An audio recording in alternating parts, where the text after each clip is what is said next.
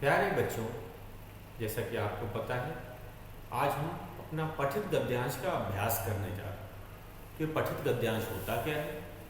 जैसा कि आपको पता है, अपठित गद्यांश आपने पहले नहीं पढ़ा होता है, लेकिन पठित गद्यांश आपने पढ़ा होता है, ये आपके पाठ्य पुस्तक से आता है। तो आज हम एक पठित गद्यांश का अभ्यास करेंगे। तो इसमें तरीका वही है, जैसा कि हमने अपठित गद्यांश को पढ़ा, कम से कम 2 बार पढ़ा। अगर 2 बार में भी हमें नहीं समझ आता है तो हम उसे तीसरी बार भी पढ़ेंगे। इसी तरह कोई बच्चा यह ना मान ले कि अरे ये तो हमारे पाठ्य पुस्तक से आया है, बुक से आया है, इसे पढ़ने की ज़रूरत नहीं है, तो ये गलत है। हम जो पठित गद्यांश है उसके वाक्यों को कम से कम 2 बार फिर से पढ़ेंगे, क्योंकि जो प्रश्न है वो पूरे पाठ में से न आकर उन्हीं गद्यांश से आएगा, उन्हीं वाक्यों से आएगा, तो उसको हमें कम से कम 2 बार ज़रूर पढ़ना चाहिए। तो आज हम आपको एक पठित गद्यांश करवाएंगे। तो सबसे पहले आप उस गद्यांश को पढ़ेंगे, लिखेंगे भी, क्योंकि अभ्यास कर रहे हैं, लिखेंगे और उसके बाद गद्यांश के जो दिए गए प्रश्न हैं उन्हें हल करने का प्रयास करें। तो शुरू करते हैं हम अपना पठित गद्यांश। ये हमारा पहला पठित गद्यांश है।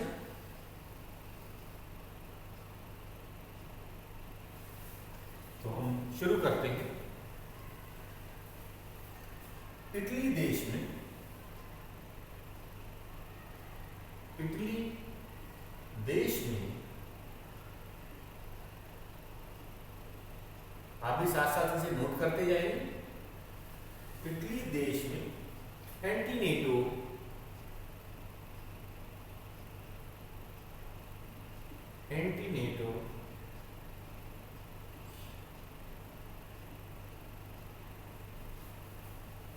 नाम का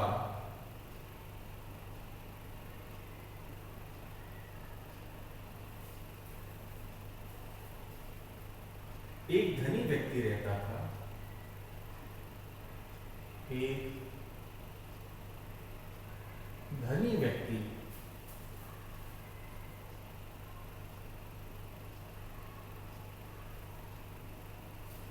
रहता था।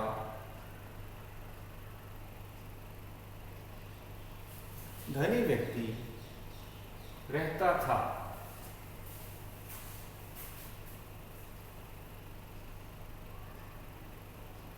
पूर्ण विराम। उसके पास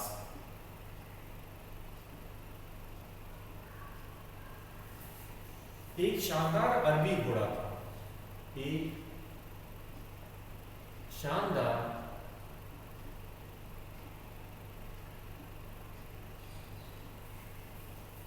अरबी घोड़ा था।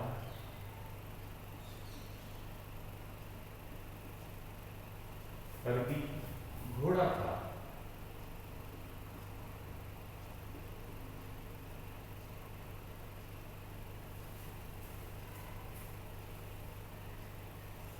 एंटीनेटो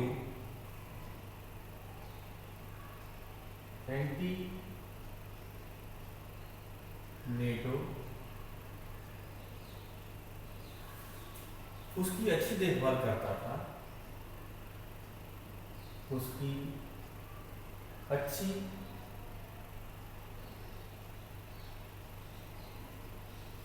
उसकी अच्छी देखभाल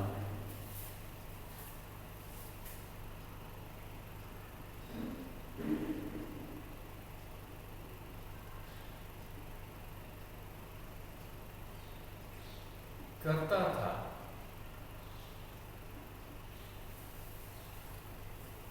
घोड़ा भी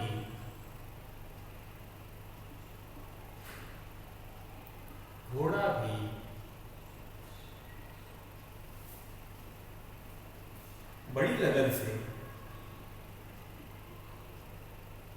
लगन से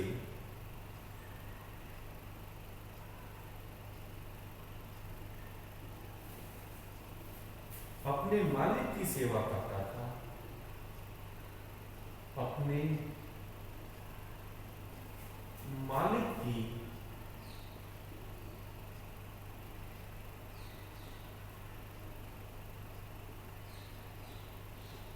सेवा करता था,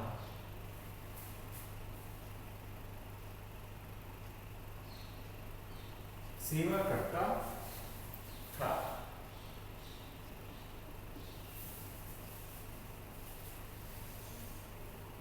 धीरे धीरे अगला वाक्य है, धीरे धीरे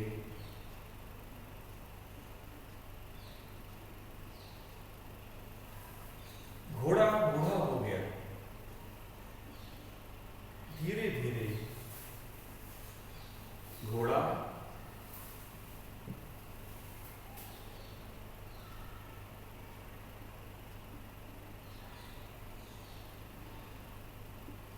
बूढ़ा हो चला।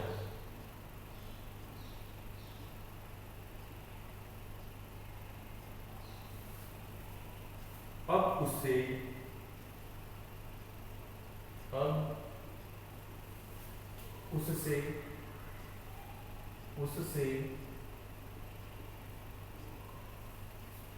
अपने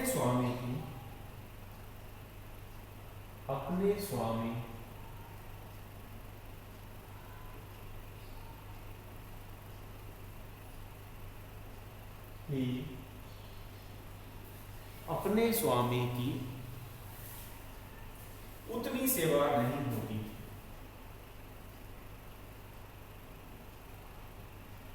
उतनी सेवा नहीं होती थी।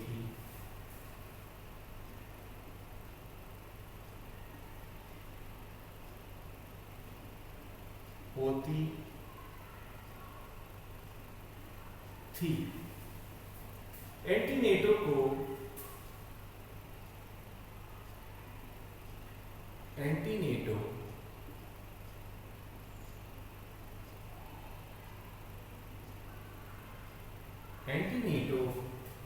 को उसका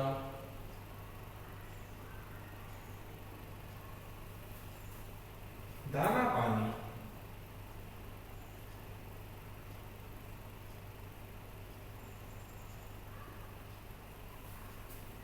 अखरने लगा।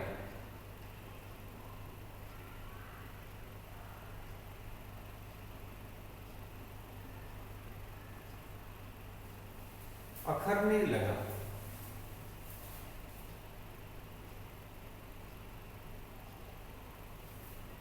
एक दिन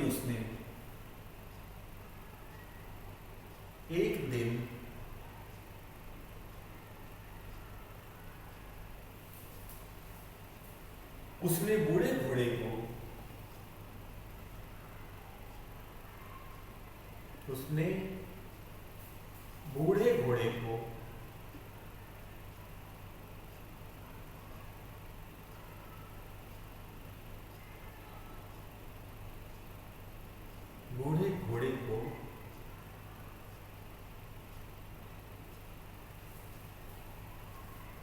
बाग से बाहर खदेड़ दिया।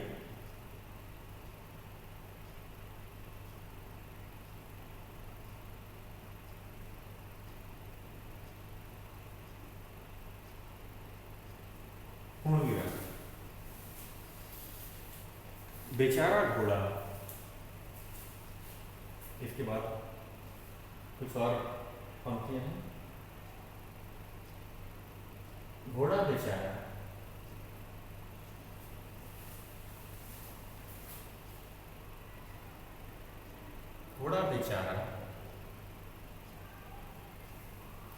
भोजन की तलाश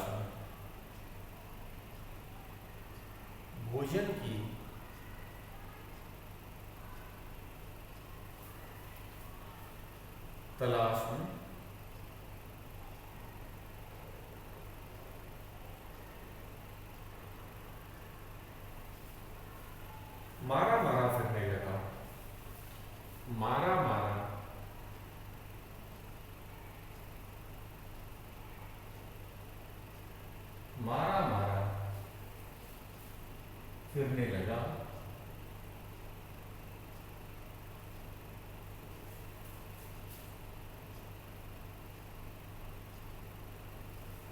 उसे जो भी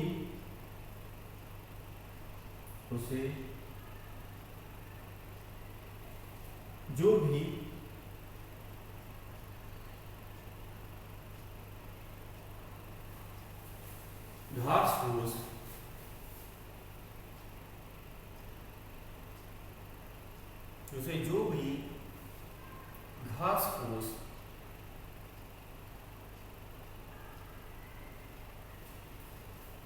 सड़ी गली सब्जियां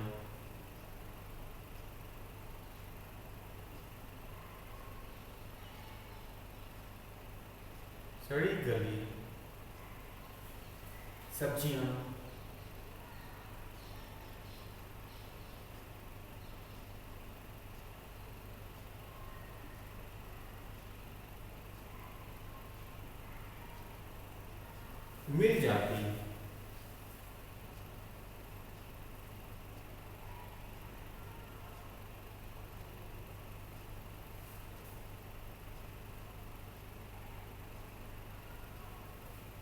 वह उन्हें खाकर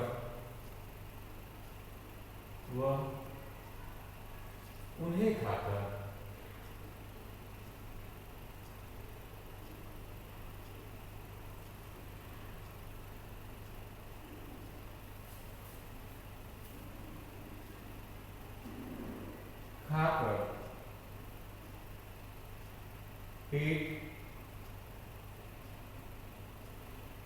भर लेगा।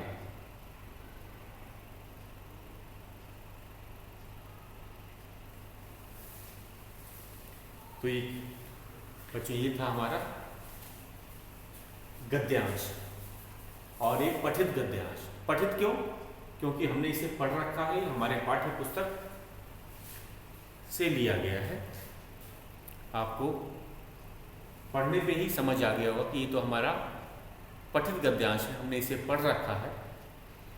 फिर भी हम इसे पढ़े, मैंने आपको बताया था पढ़ने का काम करना है, चाहे वो अपठित गद्यांश हो चाहे पठित गद्यांश हो। बिना पढ़े हम प्रश्नों के उत्तर नहीं लिखेंगे। तो मैं कम से कम 2 बार पढ़ूंगा, आप ध्यान से देखिए, आपने नोट कर ही लिया होगा। तो मैं पढ़ना शुरू करता हूं। इटली देश में एंटीनेटो नाम का एक धनी व्यक्ति रहता था। उसके पास एक शानदार अरबी घोड़ा था। एंटीनेटो उसकी अच्छी देखभाल करता था। उसने अपने बगीचे में घोड़े के लिए छोटा सा घर भी बनवा रखा था।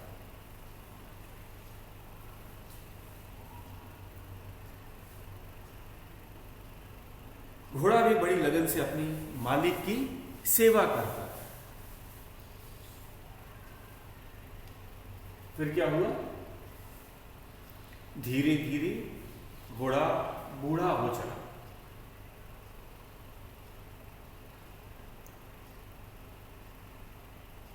अब उससे अपने स्वामी की उतनी सेवा नहीं होती थी। एंटीनेटो को उसका दाना पानी अखरने लगा। एक दिन उसने बूढ़े घोड़े को बाग से बाहर खदेड़ दिया। बेचारा घोड़ा भोजन की तलाश में मारा मारा फिरने लगा। उसे जो भी घास फूस सड़ी गली सब्जियां मिल जाती वह उन्हें खाकर पेट भर ले। बच्चों एक बार हम फिर से इसे एक बार पढ़ेंगे। इटली देश में एंटीनेटो नाम का एक धनी व्यक्ति रहता। उसके पास एक शानदार अरबी घोड़ा था। एंटीनेटो उसकी अच्छी देखभाल करता था। घोड़ा भी बड़ी लगन से अपनी मालिक की सेवा करता था। धीरे धीरे घोड़ा बूढ़ा हो चला। अब उससे अपने स्वामी की उतनी सेवा नहीं होती थी। एंटीनेटो को उसका दाना पानी अखरने लगा। एक दिन उसने बूढ़े घोड़े को बाग से बाहर खदेड़ दिया। घोड़ा बेचारा भोजन की तलाश में मारा मारा फिरने लगा। उसे जो भी घास फूस सड़ी गली सब्जियां मिल जाती वह उन्हें खाकर पेट भर लेता। तो ये था हमारा गद्यांश। अब हम गद्यांश पर आधारित प्रश्नों के उत्तर करेंगे। तो शुरुआत करते हैं पहले प्रश्न से।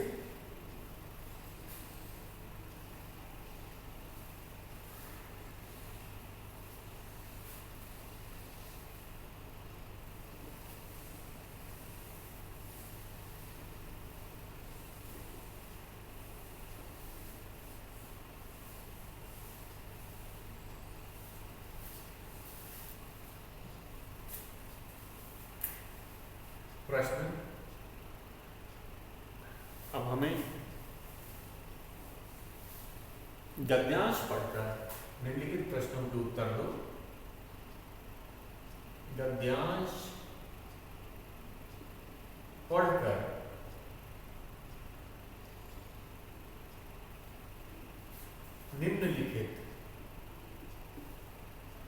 निम्नलिखित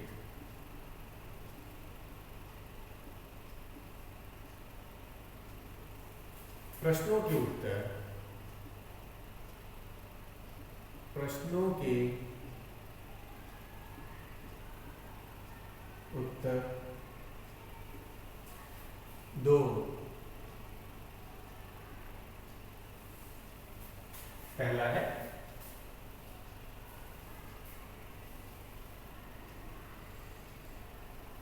हमारा पहला प्रश्न है, एंटीनेटो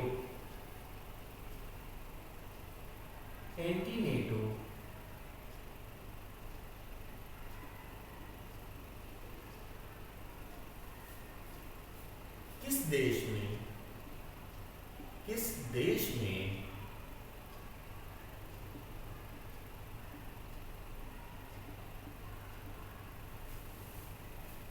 रहता था?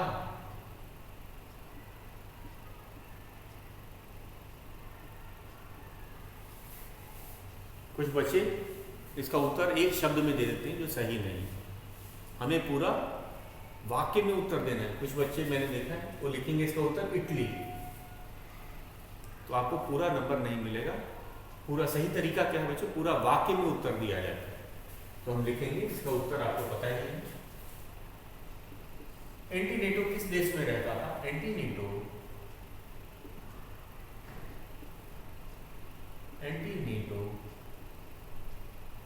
इटली में रहता था या इटली देश में रहता था? दोनों ही सही है, आपकी मर्जी है। एंटीनेटो इटली में रहता था या इटली देश में रहता था, दोनों ही सही है। तो हम लिख रहे हैं इटली देश में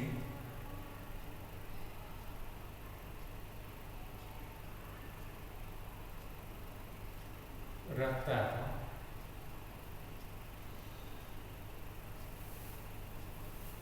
दूसरा है हमारा वाक्य, दूसरा प्रश्न,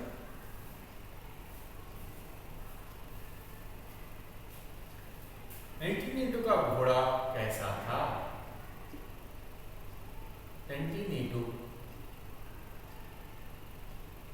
का घोड़ा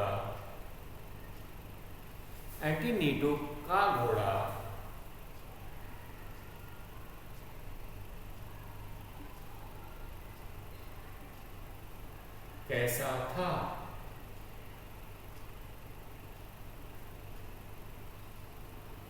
तो हमें उसके बारे में बताना। शानदार था, अरबी था, अरबी घोड़ा था, शानदार था, ये बताना पड़ेगा। तो हम लिखेंगे एंटीनेटो का घोड़ा, एंटीनेटो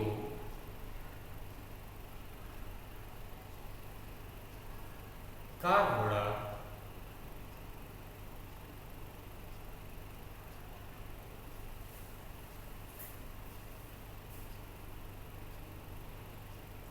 शानदार का घोड़ा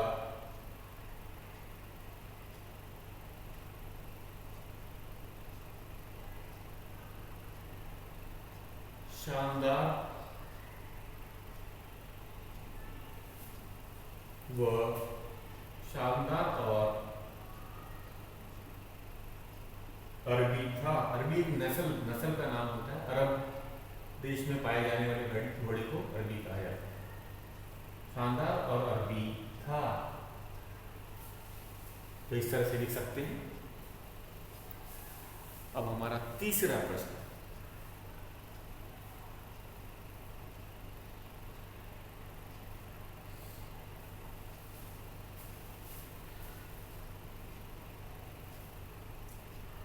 हमारा तीसरा प्रश्न है,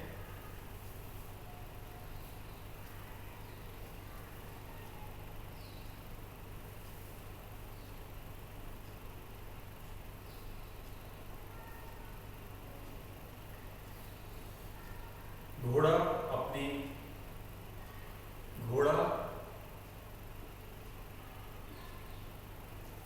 स्वामी की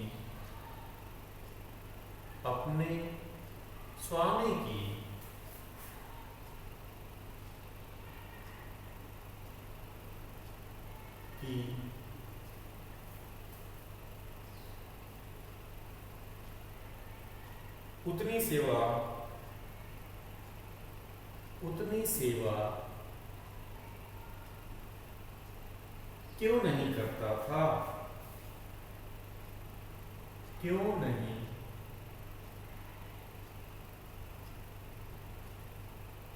करता था? तो हमने देखा, पाठ दिया था कि वो अपने स्वामी की सेवा नहीं कर रहा था। क्यों? कारण क्या था? घोड़ा बूढ़ा हो रहा या बूढ़ा हो गया था। हम पूरा वाक्य ऐसे भी लिख देते हैं, घोड़ा बूढ़ा हो गया था। घोड़ा बूढ़ा हो गया था,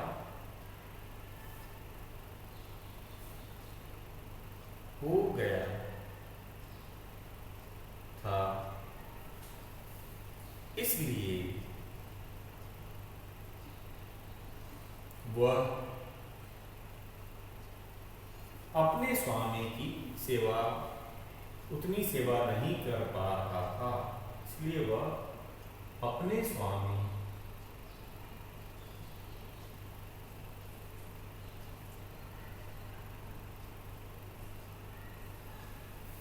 की उतनी सेवा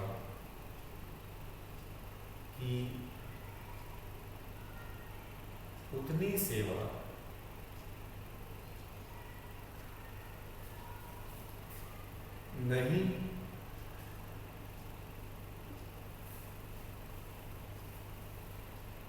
कर पा रहा था।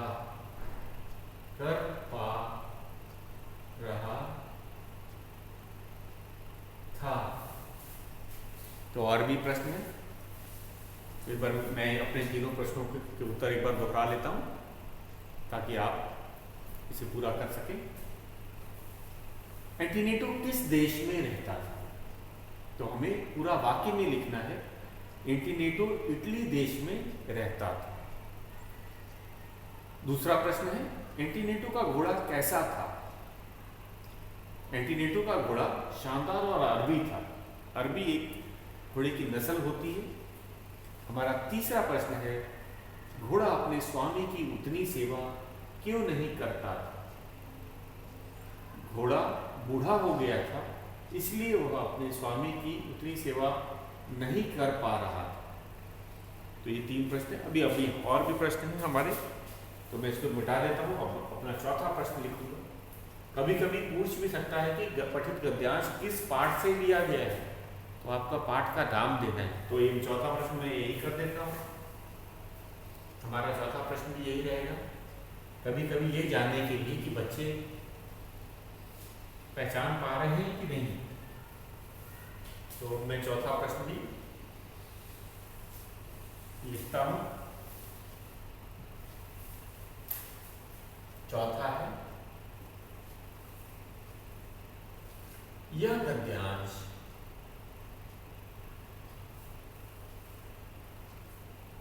गद्यांश किस पाठ से लिया गया है? किस पाठ से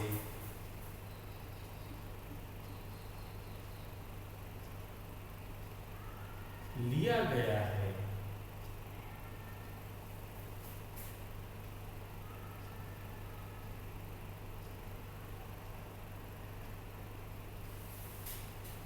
तो हमें पाठ का नाम बताना है। कुछ बच्चे पाठ संख्या लिख देते हैं, वो लिख देते हैं पाठ 15 से लिया गया, ये गलत है। हमें पाठ का नाम लिखना है, किस पाठ से, तो हमें पाठ का नाम बताना है। तो हम लिखेंगे यह गद्यांश, यह गद्यांश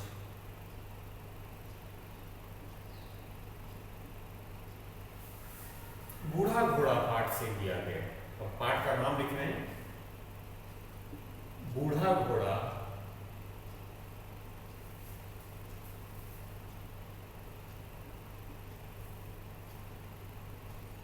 बूढ़ा घोड़ा पाठ से लिया गया है, लिया गया है।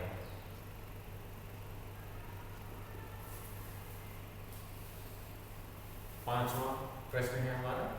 तो पाठ का नाम भी पूछा जा सकता है, आपको पाठ का नाम भी लिखना पड़ सकता है।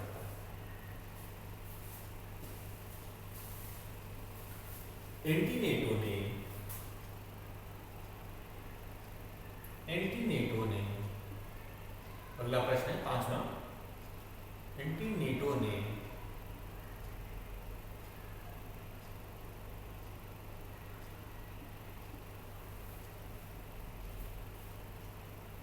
घोड़े को बाग से बाहर क्यों खदेड़ दिया? बाग से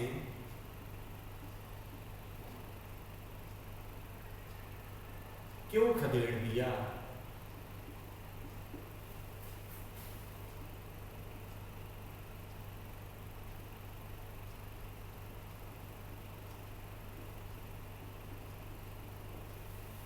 क्योंकि उसे दाना पानी अखरने लगा था, घोड़े का दाना पानी अखरने लगा। तो हम लिखेंगे एंटीनेटो को घोड़े का दाना पानी, घोड़े का दाना पानी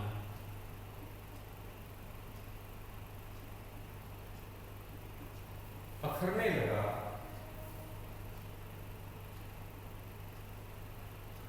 अखरने लगा।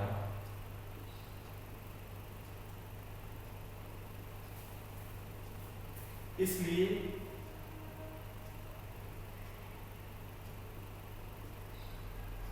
उसने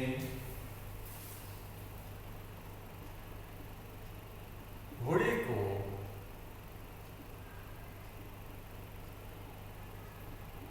खदेड़ दिया, खदेड़ दिया। इस तरह से छठा प्रश्न में हम लिखते हैं, ये भी बहुत आसान है। घोड़ा शब्द का बहुवचन लिखें। घोड़ा शब्द का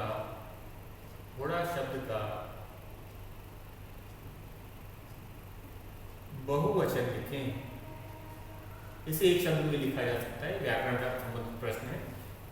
घोड़ा शब्द का बहुवचन रूप लिखें।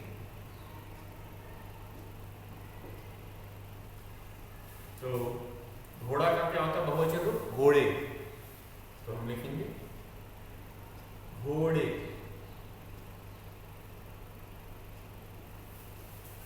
तो इस तरह हम अभ्यास करते रहेंगे अपने पठित गद्यांशों का। आज के लिए बच्चों इतना ही, शेष हम कल करेंगे।